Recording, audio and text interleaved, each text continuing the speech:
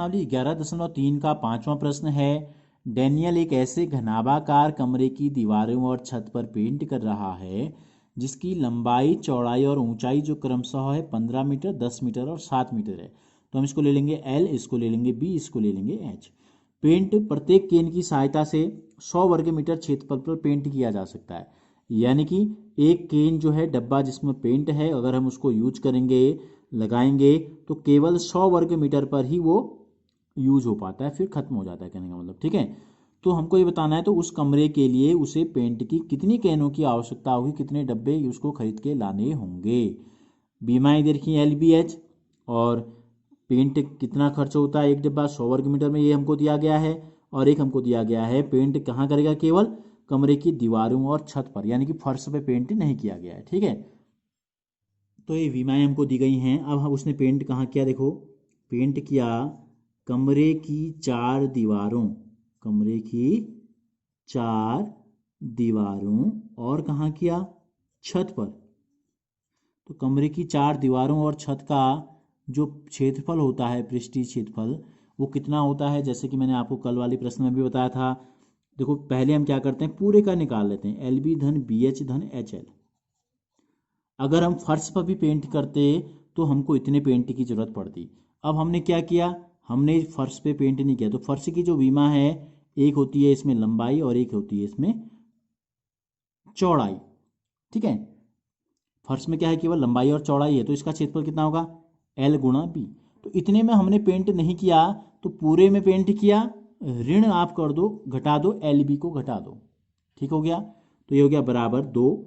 LB का मान कितना है, देखो 15 गुणा 10, पहला पद हमने लिख दिया, धन BH, B और H को गुणा करो, यानी कि 10 गुणा 7, दूसरा पद भी हमने लिख दिया। अब हम आते हैं H गुणा L, 7 गुणा 15, ऋण पहला वाला LB, यानी कि 15 गुणा 10 को हम इसमें से घटा देंगे। तो पहले क्या करते हैं, कोष्टक के अंदर भी पहले गुणा है तो गुणा करेंगे। देखो 15.150, 10 गुणा 7 70, और 15 सत्ते कितना हो जाएगा, 105, ये भी धन में, ऋण 15.150। अब तीनों को जोड़ देंगे कोष्टक के अंदर पहले, तो देखो 0 0 5, इकाई में 5 आ गया, दहाई में 0 7 5, यानी कि 7 5 12 का 2, हसील लगा 1, सैकड़े में यहाँ 1, एक हसीला 2, और एक यहाँ है 3, ऋण 150।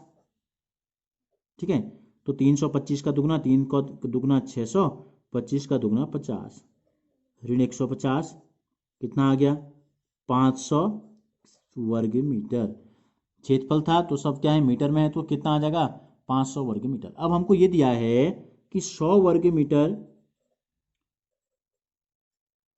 क्षेत्रफल पर पेंट की आवश्यकता कितनी होती है, कितने केन लगते हैं, 1 केन।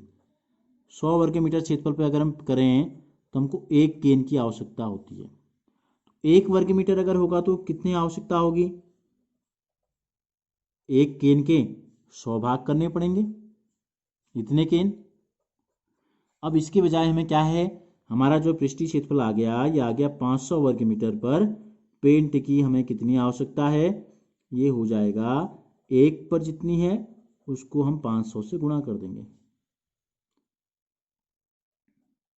ठीक है, तो 1 पर 1/100 गुणा 500, 0 से 0, 0 से 0 कट गया, 5 एकम 5।